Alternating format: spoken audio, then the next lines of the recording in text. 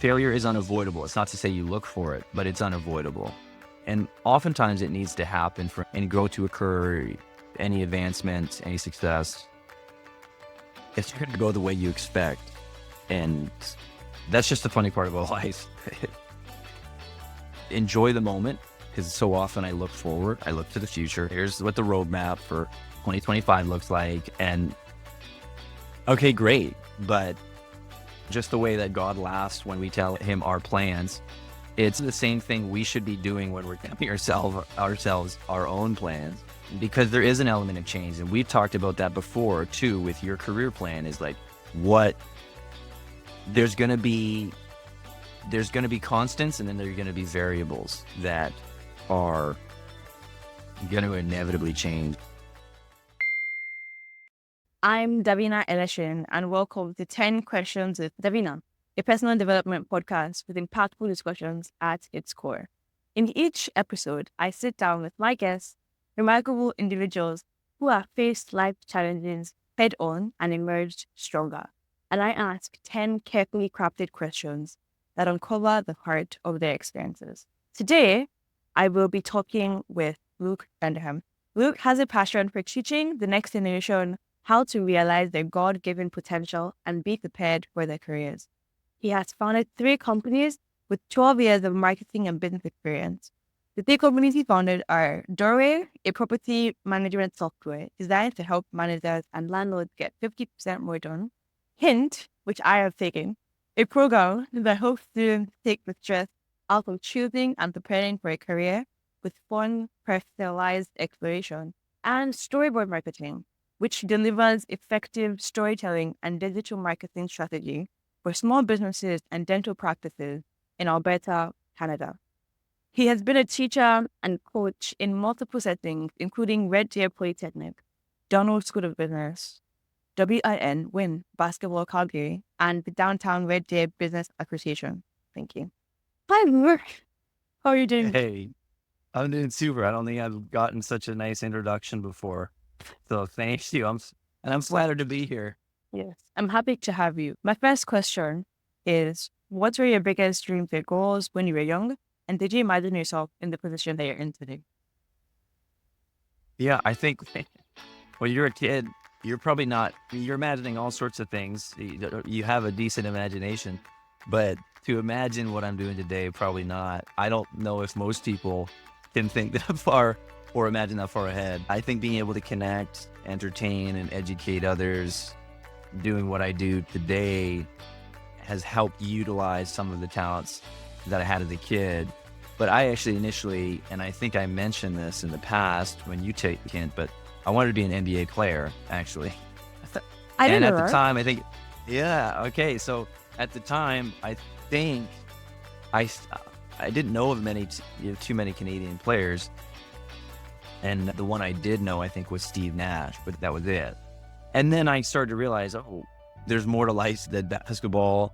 And I like to think I was good, but you have to put a lot of time and effort. And I started to realize, I don't know if I want to put that much time and effort into becoming an NBA player. And I started to realize that I enjoyed connecting with others and socializing with others more than playing any particular sport. And yeah, at the time it was a hard realization, but yeah, realizing that changed how I viewed my dreams and goals when I was a kid. And doing what I do today, it's different. It's a different, very, I think, liberating, flexible, fun thing to do, to teach others. And it's something that in some respects I started to realize as I grew up, I enjoyed doing, which was teaching. So I like how you mentioned like the dream you had growing up, because when I was growing up, I think I wanted to be a newscaster. I don't know if I'm going to end up achieving that dream or not. But like I've learned more and more, like how you learned more and more about yourself, that you enjoyed the talking, the networking parts of it, as opposed to just playing basketball or just playing other sports. What was something Yeah. that your parents or other people around you did or did not do that has neither changed your mindset or helped you today? They let me grow up. I have three brothers, and we all had the opportunity to grow at our own pace without the pressure to perform or be someone we weren't. And I think that was a real gift on the part of my parents. I think sometimes, and speaking of sports, sometimes, say, hockey moms or others and fathers put, especially in Canada, a lot of pressure to perform and or play a sport or grow up to be maybe something that their parents didn't get to achieve. And that's something that can affect a kid. And so for me growing up, it was so nice that I just got to have the environment and opportunity to be creative. Yes, pursue sports. Yes, pursue writing and different creative arts, and just to be myself. And I come from a Dutch family, so we debated and challenged beliefs a lot. And that was also forming for me. And I think this part really I think it comes from both my parents, but particularly my dad, is that we were taught to be curious and learn from our mistakes and to listen to what's going around, listen to what's being said when we ask a particular question, ask good questions. And it opened up a new side of life for me that I don't think I would have otherwise known without my parents. And they love me a lot. I love them a lot. And it's and actually the reason I got my start in, well, I suppose business, but particularly entrepreneurship and even dentistry when I started with a dental group, was because of my dad. Like, he's such a curious person. He's really good with people. And he was in dental sales for 25 years. And because of that curiosity, he met a lot of people. And it allowed me to meet more people, not just because I'm his offspring, but because he introduced me to people. So that was sweet. I always loved that about him. There are so many things I loved about the story you just told. Not story, but like what you just said. The first one is how your parents gave you the room to grow. Because I've heard of stories where parents would almost throw their dreams upon their kids. So the kid felt heavy and like, how do I meet up to this expectation? But when you just said that, I was like, okay. Are you the first or the last or in the middle? Like sibling wise? So I'm the youngest. Oh, you're the baby. Yeah. I'm the youngest, which explained a lot. How's I like being in the sense that I like to be in the limelight. I actually am drawn to the spotlight, whereas my brothers aren't as much. I love it. I can't get enough of it. But that's something I've grown to learn, and also balance, because it can be very dangerous. The youngest born can sometimes be a people pleaser and or lose their identity in performance in the spotlight. So the reason I asked that is because most times when older kids feel that pressure the most of expectation could go first, that was why I asked which position you're in. I'm personally in the middle. I have an older sister and have a younger brother. I'm just slog right into the middle. But anyway, another thing you said that I loved was debating. People see debating as aggressive, but I don't think it is. No. no, and it really cultivates innovation, thinking, creativity. I think it cultivates growth, because without debate and challenging your thoughts and beliefs, then they will remain rather weak, right? And of course, that's been hard for me to sometimes communicate with those outside my family, because that may be not how they grew up. So I've had to dance with the way in which they interact.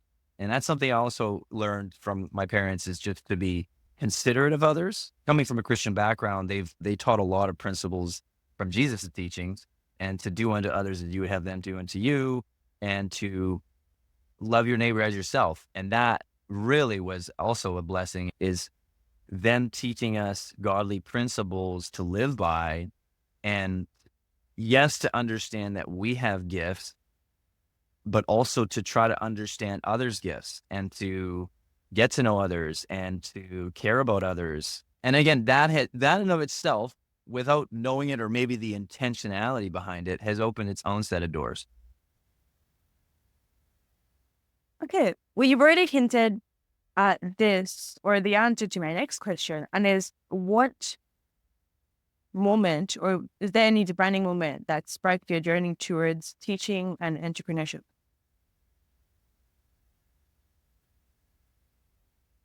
I think there were a couple moments. I think one was just seeing others do it, to be honest. I don't know if it was a single moment, but a series of moments.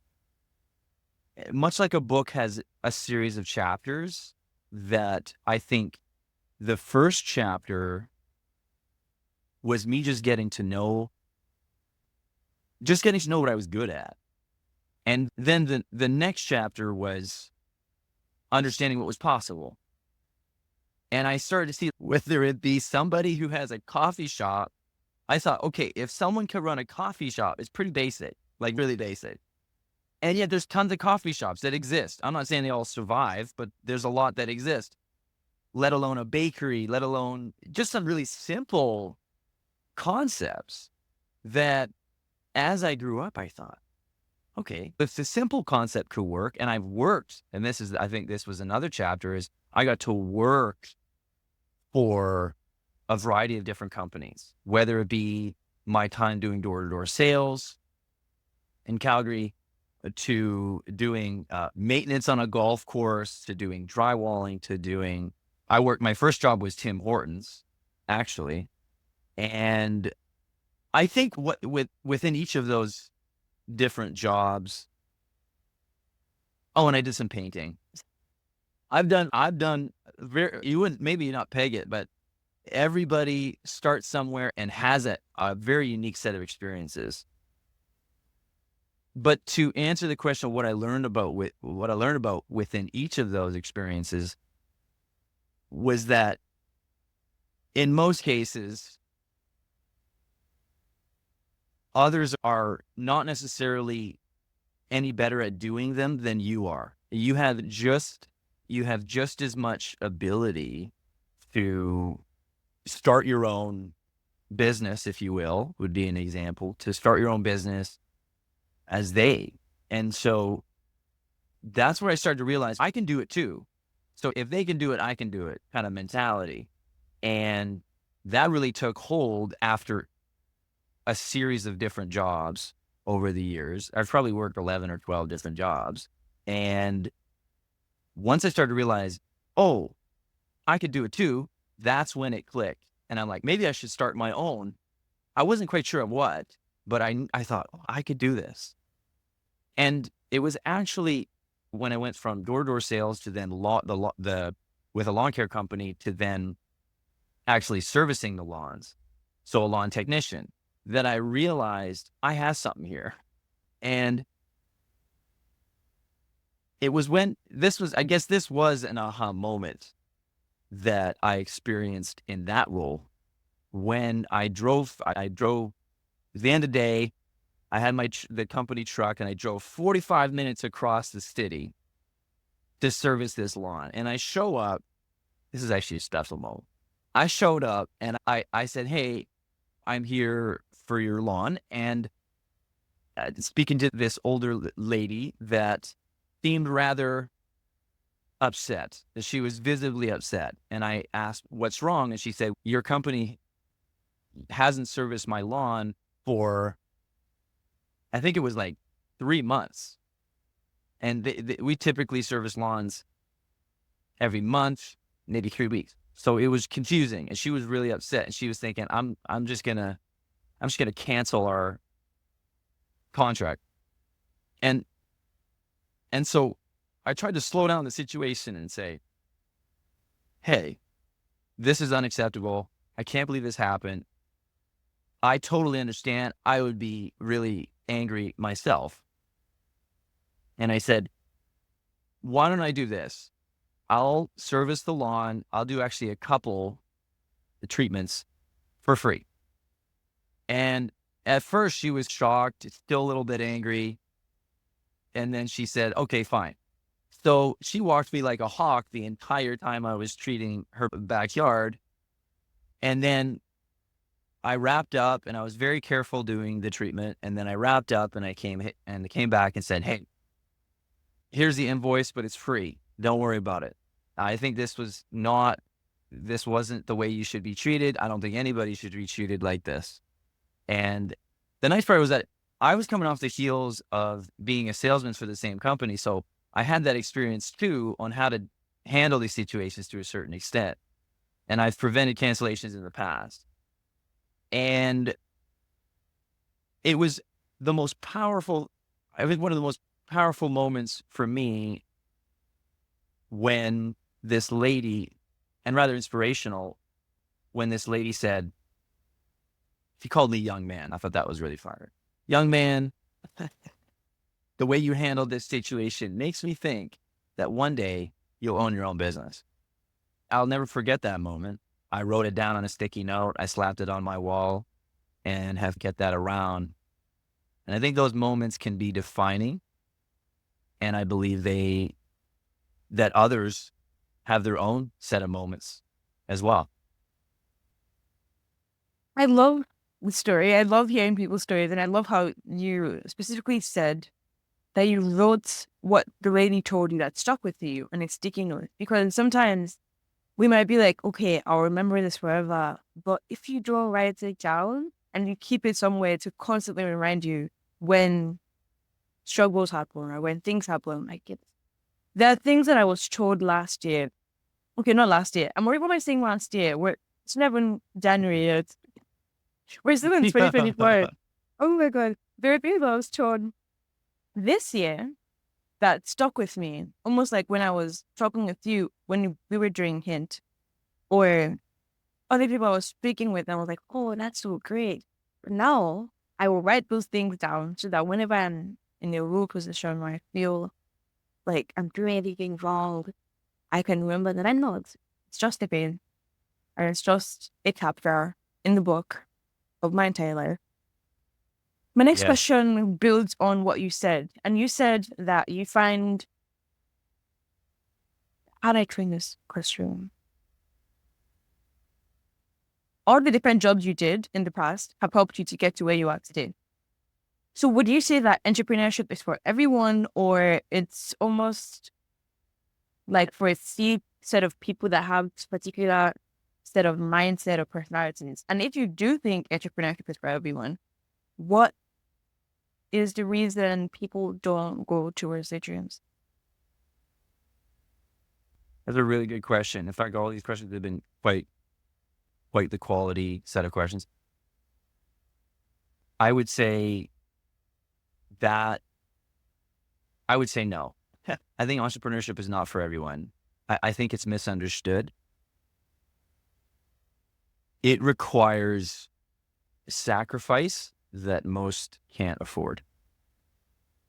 And it would be surprising if they did, to be honest. And I think there's of course different approaches to entrepreneurship. There's the side gig, and then I would just park them in two different camps. There's the side gig, and then there's the full-time solopreneur at the beginning and giving everything you've got. They hold value. Both of them hold value, of course. That's not really the question. And lots you can learn and benefit from in the case of the side gig. But it doesn't necessarily force you out of your comfort zone enough to understand risk or what it means to start something new in most cases. I was speaking to my brother-in-law and he was he's been thinking over the years of going out on his own, and he's tried different projects. And what I relayed to him was, if he really wants to go on his own, he has to, and there's strategic ways of doing this. I'm not dismissing those, but eventually you have to take the leap. Common expression.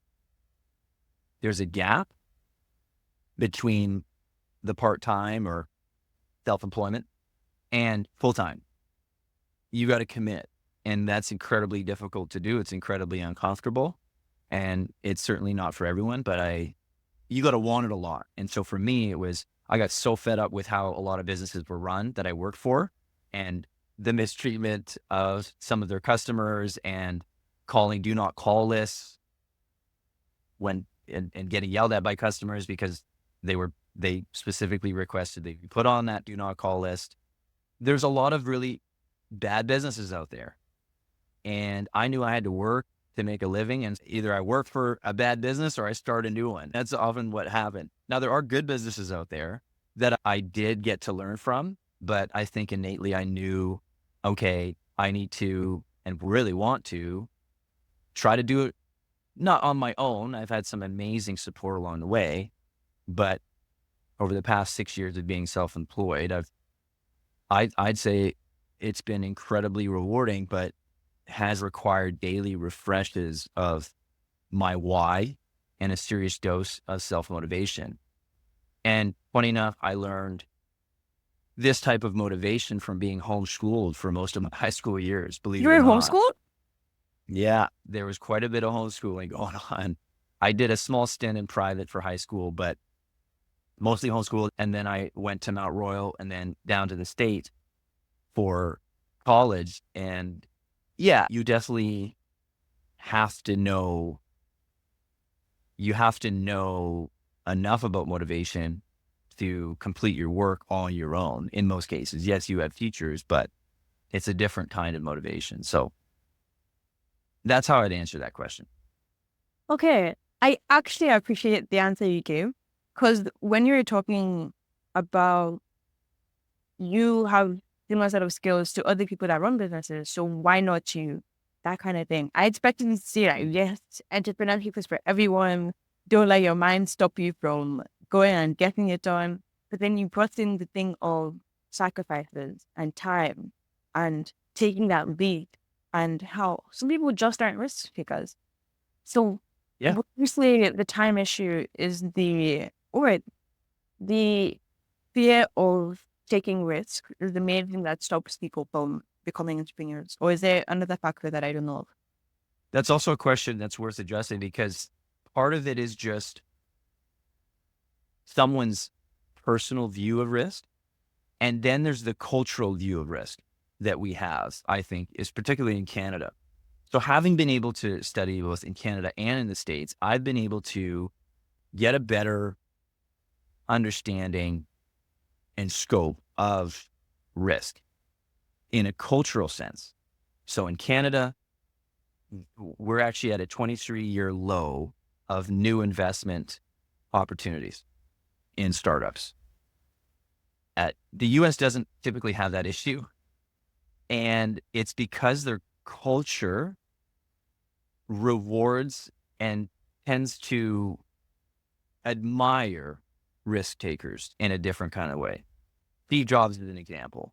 I don't necessarily agree with how risks are taken, or the way in which he, as a risk taker, affected others around him in the process.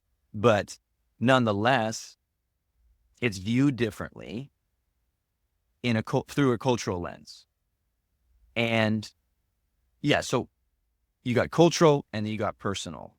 And sadly, it's sad because when you take risks, you grow. And you want to take calculated risks, and I agree with you. Entrepreneurship is not for everyone. In fact, in many ways, it's not even for me. But in most ways, it is. And I'm willing to put up with the associated costs in order to keep doing it. What are some obstacles that you faced, and how have you overcome them? Obstacles. I think being tempted to give up because it's hard, it's uncertain. I think the uncertainty is unbearable for most people, right? You don't get vacation per se. There's not benefits per se in it, like when you're starting out, and a certainty that you're going to get a salary or paycheck each month. It's going out on the open sea, and so you gotta be a little bit of a pirate, if you will, and to approach it and be, and understand that there's going to be some waves. There's going to be potentially some sickness on the high seas. There's going to be mutiny. Maybe, hopefully not. There's going to be a lot of moments of doubt. Like, why am I doing this again? Is it really worth it? It's tough because especially when you're trying to validate a new idea, if it's a new business idea, and that seems to be what I'm now doing currently. In some cases, you could be starting a business that's a more established idea, if you will.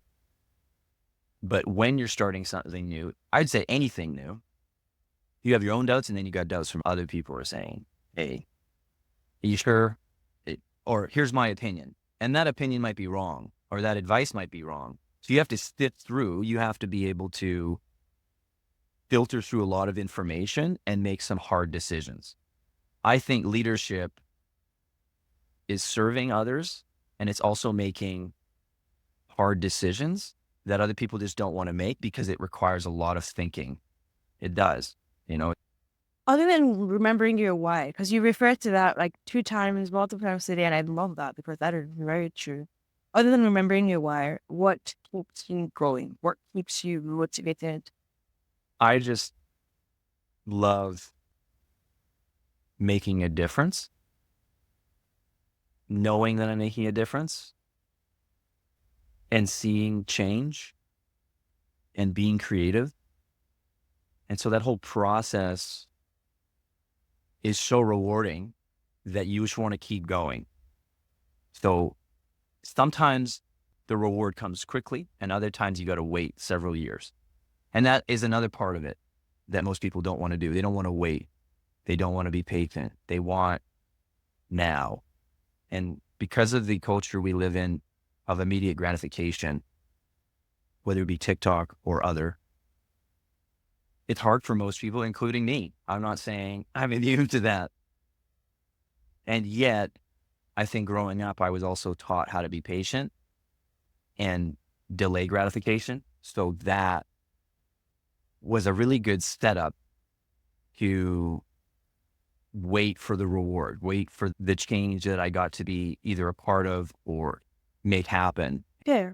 Waiting for the reward, delaying that gratification. Okay, that is very good. Because like you said, people want things, not just people, I also sometimes want things now, but just taking that step back and setting up systems that will let you wait and delay that gratification will be patient. Very important. What or who has been a support in your life? Doesn't have to be one person, doesn't have to be two. You can mention the entire family if you choose. But who specifically would you like to acknowledge? The classic answer is my parents, and I think that's a great answer. But it's also my brothers, and specifically when it comes to my entrepreneurial life, my brother Joe. When I look back on when I was considering striking out on my own, he would often say, you regret not doing it sooner. And he's been in my corner in the ring for quite a few years in this area of my life. And so whenever I get discouraged or frustrated with a problem or a situation I was dealing with, he would always tell me, Luke, you have 2 choices.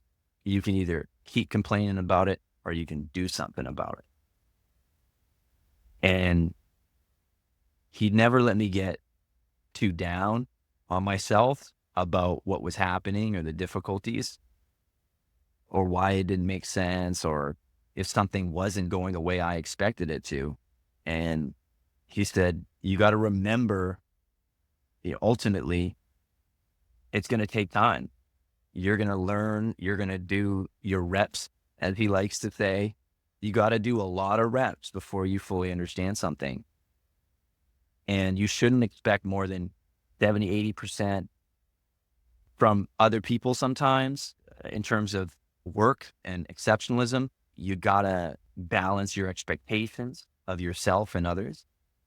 And that meant a lot. I think what meant the most with his support was just that he gave it willingly. He's a busy father of 5 now, but so he doesn't always pick up his phone when I call, but when he does, he's ready to roll. He's ready to share his own experience. He started an e-commerce company. He's formerly an animator for Sony Pictures and worked on movies like Angry Birds. So he got a lot of talent and skill, and he found his own journey into entrepreneurialism probably 5 years ago. First financial advising, started a YouTube channel, which is cool. And then he started an e-commerce business that they actually did quite well. And he's since given that up actually to jump into stock trading. He's always been into investing. I pray for him. When I pray for him, I pray for his portfolio and his ability to make sound decisions, because that's a tough industry. Yeah. That is so sweet. Okay, and I hope that he listens to this and he's like, you go, Luke. Yes. I hope he listens to it and he's grateful for the I'll send it to him. Yes, please do. Yeah, I can send it to him. Yes. Okay. Looking back on your life, and it doesn't have to be just your entrepreneurship journey in general. If you could change or edit anything, what would you do and why? I think I'd try to accept myself more for who I am and who God made me to be, and then accept failure as a part of life. Failure is unavoidable. It's not to say you look for it, but it's unavoidable. And oftentimes it needs to happen for any growth to occur, any advancement, any success. It's not going to go the way you expect. And that's just the funny part about life. And just to have fun with it, just to enjoy the moment, because so often I look forward, I look to the future. Here's what the roadmap for 2025 looks like. And okay, great. But just the way that God laughs when we tell him our plans, it's the same thing we should be doing when we're telling ourselves our own plans, because there is an element of change. And we've talked about that before too, with your career plan, is like there's going to be constants, and then there are going to be variables that are going to inevitably change. And yeah, just have fun being myself more. I think I took myself a little too seriously. I would have learned more about comedy and how to just have fun and joke around more. I think I did to a certain extent, but I definitely took myself way too seriously. I was a perfectionist. I still am. And with that comes a desire to cling on to control and making sure it works all the time. And that's not been my experience from doing marketing to being in software to now being in education. Your willingness to learn and adapt and be curious, stay curious, is going to be the difference between success and failure, if you will. Okay. I like how you so far, you've given answers in a very, very direct way, in the sense that you're not rambling. You're going in a way that people will listen and you'll be like, okay, I know what to do. I know exactly what I need to change and how I need to go about it. A follow-up question I have is, you said that when it comes to your career, there are constant and there are variables. What are you referring to in the sense? There's like best practices that you hear about. Follow up, right? Be concise, know your unique value proposition, on and on. Those I'd say are constants. They're principles you should work when you communicate them properly and do them properly. And then there's the variables: human behavior, human psychology, unfairness, the real world, which I want to do my best to prepare others for. That's what I've been gifted with the opportunity to do. But even myself, I have to reconcile and reckon with those variables that are unexpected a lot of times. Oh, why didn't that person get back to me? I sent an email months ago. What happened? They got busy, or they weren't interested, or someone gets unnecessarily offended by something you said, you didn't mean it. And those things are the uncontrollables. And or someone gets sick or someone dies. Life's going to come at you hard and fast. And as Mike Tyson puts it, punch you in the face, even though you have it planned in the first place. And so that's what I mean by that. And how can people prepare themselves for the variable? Like you said, I like holding on to control. And I don't think it's just me. I think people in general, we like what we can control in the sense of we have our planners, we have itineraries, we have timetables of things we're going to do at specific times, but there will always be variables, like you said. How can I add that into my routine where I'm still planning because I don't want to be everywhere. I still want to have schedule. I still want to have structure, but I want to leave enough space for the what ifs. I mean, part of leaving enough space is adding extra time and or space into your calendar or a specific day where you might need to catch up on problems that came up that you didn't expect. So that's something you might have to do. But I think it comes down to teaching yourself to let go. As I don't know if it's the most practical thing, but it's something you have to learn through experience. I think, of course, there's habits like punctuality and doing what you say you're going to do. But yeah, it's something I think you just need to learn through experience. Like when an unexpected situation comes up, you learn from it. And then for the next unexpected situation, and this is what I tend to do, try to run through some scenarios. I've probably run through too many scenarios, to be honest. But ask yourself, Kate, how would or should I respond to this particular scenario? How should I behave? How should I react? Or how would I react? And looking at the best case scenario, expected case scenario, and then worst case scenario. And then ask yourself, how should I react in those situations? So that when they do happen, not all of them will happen, maybe none of them will happen. But I found that it does help to prepare my brain, prepare me for when someone does something that I didn't expect or does something I don't expect. Okay, here's what I plan to do in that situation. And generally speaking, that has helped me think twice. And also, I guess another practical suggestion is just to breathe. Breathe before you say something. Think before you say something. Sometimes less is more. I was given a really good piece of advice for the variables of life by an older family friend of ours named Birdie Pritchard. Shout out to her. She's no longer with us, but she was a legend in my books. And I remember asking her, "Hey, Birdie, what's one piece of advice you would give?" And she very frankly said, "Know when to shut up." And it was like, oh, that's so true. Because so many things we get into, so many problems we get into are because we say the wrong things or we just want our way. And I think there's just some like profound wisdom in just knowing that less is more. That's been a real mantra for 2024 for me.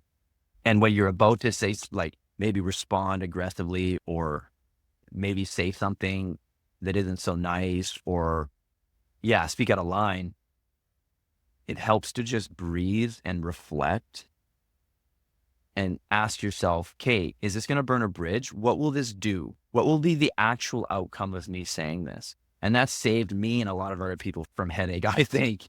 And I would have burned a lot of bridges. I wouldn't have the network that I do. I wouldn't have the opportunities that I do if I didn't know when to shut up. That's yeah. For starters, I love how direct. I was shocked. I think you saw that in my video. I was so shocked when you said that was his advice that your family friend gave you. It's so straight to your point. It's so direct. And I wouldn't call it vague, but it's so straight to the point.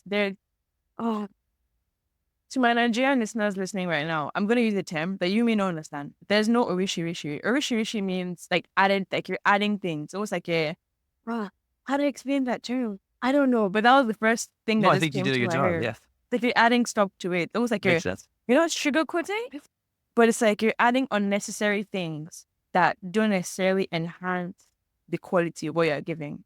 That is the best way to explain what orishi-rishi means.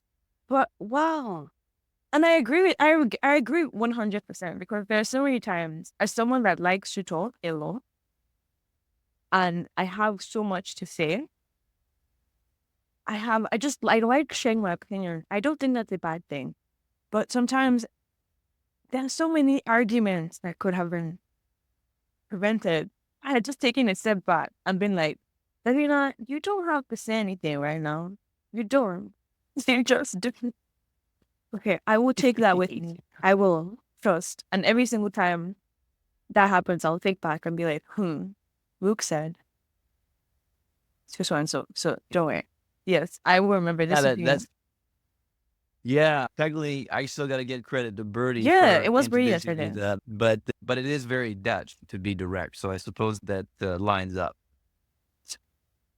I did not know that. I did not know that about Dutch people, but now I do. I do now. Yeah.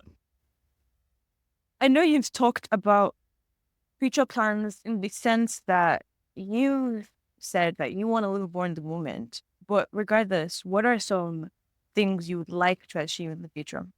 I'd love to become a father, have a family. I mean, I just that's knew you in were going the through that. card. But Oh, I good. just I'm knew. glad I give off that. I'm glad I give you those dad vibes. That's good. That's a good sign. I actually own a couple pairs of New Balance shoes, so I'm already stepping into those that role of dad. And I've got a couple decent puns I like to think. But aside from that, I'd like to specifically help 1,000 more students inform their career steps, realize their potential, feel heard, feel understood, and get to where they want to go. That's a goal. Whether that happens or not, we'll see. But and who knows? Maybe it's more, God willing. But I really, and I'm trying to give a specific answer to this, but I want to be a part of the change that I believe is happening and will happen in the education system. I think to make it more personalized, fun, meaningful, less stressful. And the other thing I really want to see happen is for me to give more. And to give more, I like to think I'm a giving person, but I think that I want to see that change and to be more, and it is more blessed to give than receive. And that's something I truly believe that every person can experience. And so I've been trying to inspire that change in others too, is say, hey, find a charity that you trust, find someone that's doing something that is volunteer based, is something that's going to require support from others, or maybe it's time. It may not be money. Give back. And it's so special. It brings such joy to be able to give.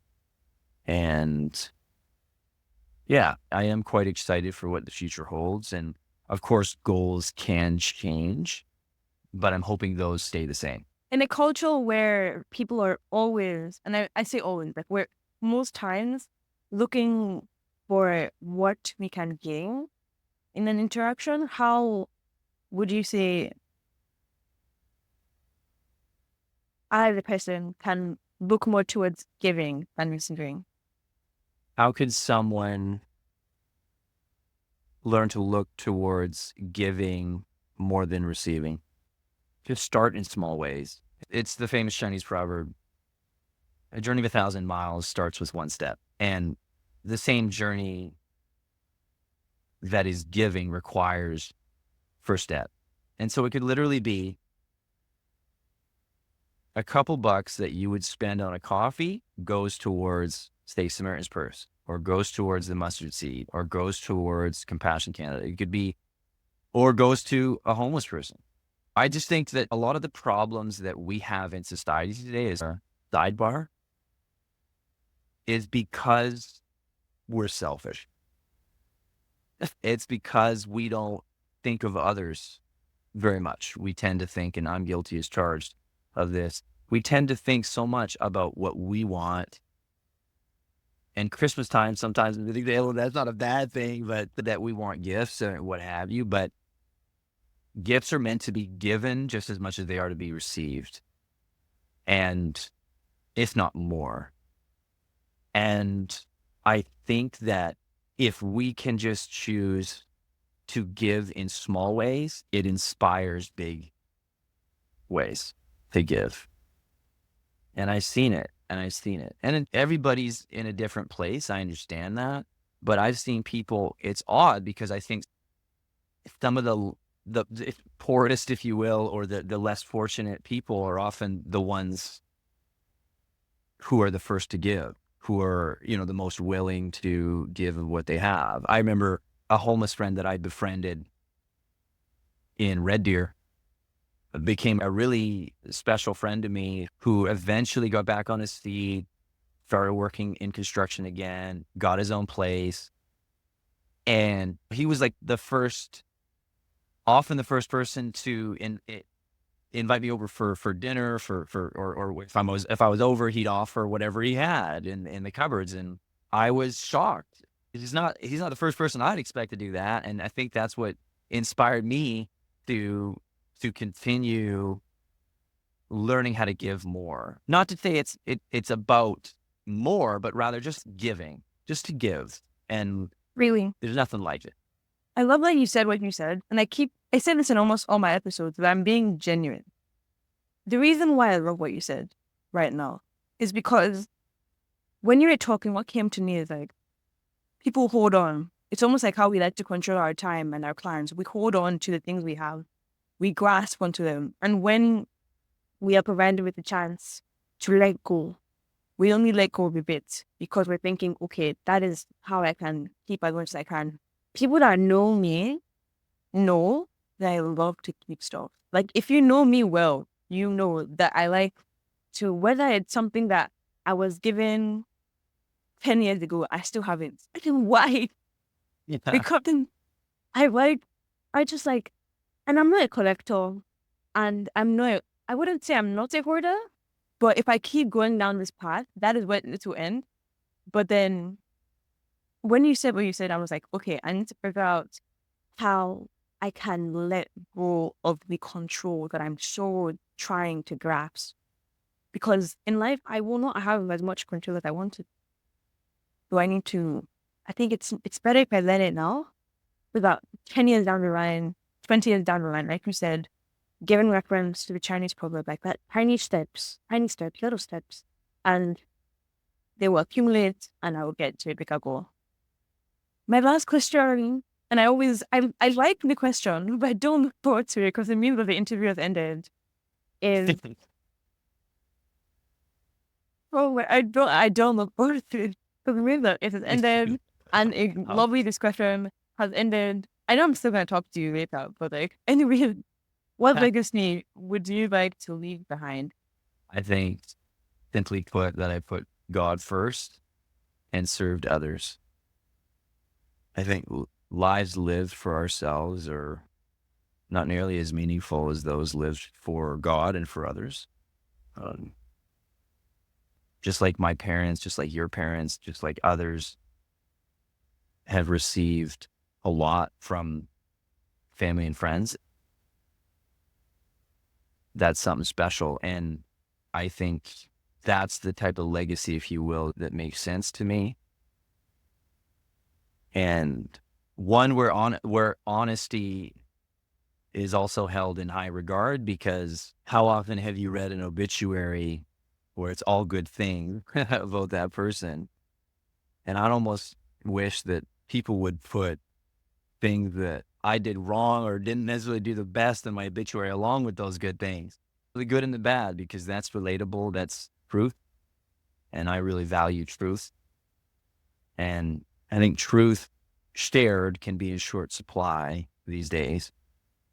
Truth shared. And I want to be somebody who is willing to boldly share truth, even when it hurts or is unpleasant to hear. And I think most people that know me At least I'd like to think, hear that and understand that. But it's not always the case. Like I do get scared about sharing the truth or sharing what's really on my mind, or sometimes just saying or doing the right thing can be rather uncomfortable. And I still struggle with that. But yeah, if you talk about legacy, that's what I'd say. Yes. Like lastly, a culture, a habit, not habit, what's the word? I wouldn't call it ritual. I don't know what to call it. Something that I do consistently. Something that I do consistently at the end of every episode is that I give my guests the opportunity to ask me one question. I'll ask you one question. I thought you said Yeah. you had one But more. we can go back and forth on it. That's where I That's take this good. question That's from. good. What's been one of the most meaningful lessons you've learned this past year, couple of years, that you feel like you would like to share? Okay. When they first asked her, I was like, I've learned so many. How do I choose one? But to choose one is I've learned that I doubt myself too much. And I see that. So I tutor. I'm a math tutor. And I doubt myself if I see a question on trig. People that did grade 12 trigonometry know what I'm talking about. Trig is so complicated unnecessarily. That doesn't make sense. Trig is I so believe you. complicated. Especially trig identities. People that I listen to, please, I know you guys don't know what I'm talking about. Trig identities. And there are times when someone will come up to me and be like, hey, help me. And I'm like, I don't know what to do. So I doubt myself. And other times I'm on the worship team. I'm at church. And someone's singing a higher harmony. I'm an alto, so I'm probably going to sing a lower one a bit. And I'm like, I don't know what to do. So I realized that as confident as I might feel, if I keep doubting myself, why would I expect other people to trust me? Do you understand what I mean? Yeah. As much as I should, I think this builds on almost negative talk. What has helped me with negative talk is if I can't say that to you, I shouldn't be saying that to myself. And I was telling my sister, hey, Grace, if you're not going to allow other people to say the things you say to yourself to you, then why are you saying that to yourself? So that has helped me. And I feel like I can apply that same mindset to when I doubt myself. If I constantly doubt myself and I do not trust my ability to get things done, why would I expect other people to trust me? And it's not as though I have a track record of not being good enough. It's that I just don't have that confidence. And it's something that I want to build. And I hope that anyone who's hearing this, I hope that they will look for times and spaces in their life when they have doubted themselves and how they can do better. Because if you don't have confidence, I wouldn't say it's everything, but it's very important. It's very important. When someone walks into a space and you see for the lack of a better word, aura they bring with them, you trust them more. If you can't trust yourself, why do you expect that word's true here? So that is something that I'm fixing. It's a lesson that I've learned about myself, and I hope other people can relate to. Yeah, I think they certainly can. And just know that the greatest leaders throughout history all doubted themselves. They all had doubts too, right? So it's just how they face their fears. It's how they face their doubts that mattered. And I think of Winston Churchill. He said, success consists of going from failure to failure without a loss of enthusiasm. So confidence isn't necessarily built on a series of successes, but rather in a lot of cases, in a series of failures and trying and experience. And I think that will help you and others overcome this self-doubt that can really turn negative quickly. And something that I struggle with too. And you're not the only one. It's just how you manage those thoughts. Are you giving them to God? Are you holding on to them? Are you dwelling on them? And there's actually a really good book I'd recommend, which is by Dale Carnegie. It's called How to Stop Worrying and Start Living. It's one of the best books on doubt and worry and how to deal with it. Oh, I will add that to my book list or to be read list. I will add that to my Sweet. I would Sweet. definitely add that to my list. Thank you so much, and thank you so much. Something I want people to understand is that 10 questions with Davina is more than just talk or a discussion. Mm. I like to see it as a call to action because just listening to your story, I'm sure people are pondering on the lessons they've learned, whether that is one, learning how to shut up in the sense that we need to learn how to just take that step Yeah. back and think as opposed to just being Yes. responsive all the time. Then two, how you talked about giving and not necessarily always looking for what we can receive in situations. And the third one, on the sacrifices that come with being an entrepreneur. Because not everyone, and that's just the truth of life, not everyone is able to sacrifice some things, but as long as they look for how they can, little steps and how they can become risk takers. So thank you so much, Luke. How can we hear more of you? Like, what platform Well, should we before find you? before I share anything on that, I just want to thank you for having me on your podcast. I'm so glad that I get to be on one of the episodes, and I'm glad that you're doing it. I know it's something you had talked about doing for a while. You're finally doing it, and I couldn't be more proud. It's really cool, and it's so special to be a part of. I think that's the other element of it. I also want to share briefly a quote that I really liked from a marketer named Seth Godin, and it's about what you're doing right now, and I think what others should do and look at doing, which is shipping it. You know, Sure. it shipping it. So shipping what you have, just sending it, just giving it and showcasing it to the world. And he says that shipping, because it doesn't count if you don't share it. I wrote this down. I'm not just, I wish I'd memorized this, but creative, because you're not a cog in the system. You're a creator, a problem solver, a generous leader who's making things better by producing a new way forward. And I think that's what you're doing, just in a little way with this podcast, or a big way in my mind. And I think if you keep at it, I mean, sky's the limit. Sky's the limit. So how people get in touch with me, I mean, you know, as much as I'm not necessarily fond of the platform LinkedIn, that's one way of Yeah. getting in touch with me, or hint.ca. That's the website for my education company, where we're trying to help take the stress out of choosing a career and preparing for it. So that's been an absolute blessing, and something I'm excited to keep working on and helping others through. Once again, thank you for everything. And I hope everyone has a good day. Thanks, Davina. Merry Christmas.